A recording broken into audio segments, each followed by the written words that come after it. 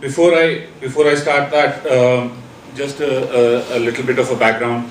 The past 10 years have been well, very fruitful for rights-based groups and rights-based movements in India for several reasons. It started with the Right to Information movement. India now has a Right to Information Act, and that has really changed the way government bureaucracies interact with people in a significant way.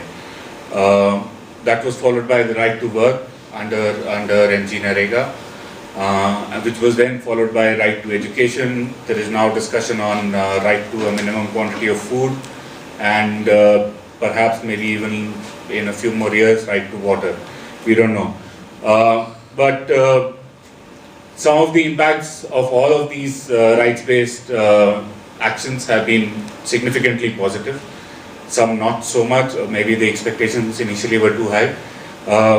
But overall, I think this whole movement in the past 10 years has changed India in many, many ways, and it continues to do so. And we are just trying to better understand what are the changes that are being brought about. Why was it implemented? There are several hypotheses. It's all speculation. Some people just say it was a political masterstroke. It was a very populist movement or a very populist step.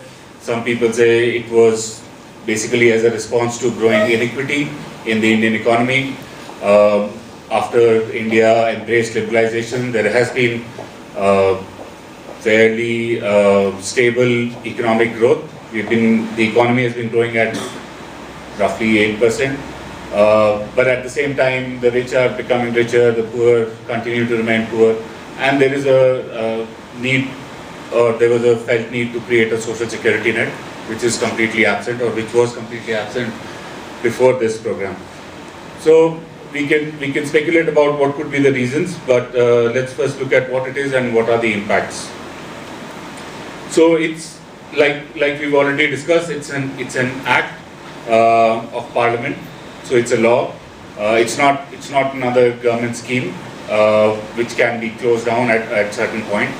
So it's an ongoing process. Every year you have a right to work for 100 days per year to anyone who is willing to work at the minimum wages, which are prescribed at roughly $2.5 to $3 per day.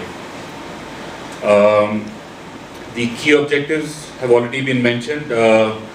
The first one was to create employment and provide some sort of a social security net for the poor, to create sustainable rural assets, and to empower village communities. Because as when we look at the design of the program, we will see that the village community or the village institutions are central to the working of the entire scheme. We've also heard some of these numbers, more than 2.5 billion percentage of employment, and these are figures for one particular year. Roughly half of them are women workers. Actually, the law stipulates that at least 1/3 of them should be women, but the response has been even much higher than that stipulation. 50 to 55 million households covered every year, roughly over the last 3 years. That has been the range. And at an expenditure of roughly 9 to 10 billion US dollars. And the budget is uncapped. Since it's a demand-based program, if there is more demand, the government will have to spend more. So it's not that once you spend the allocated budget, you cannot spend any more. So if there is more demand, more money is available to be spent. So the process is participatory planning, and I will explain this process a little bit in detail. It is a self-targeting mechanism, and I will explain also how that is. And there is high degree of transparency, or at least there is a move towards much greater transparency than we have seen in earlier government programs in India.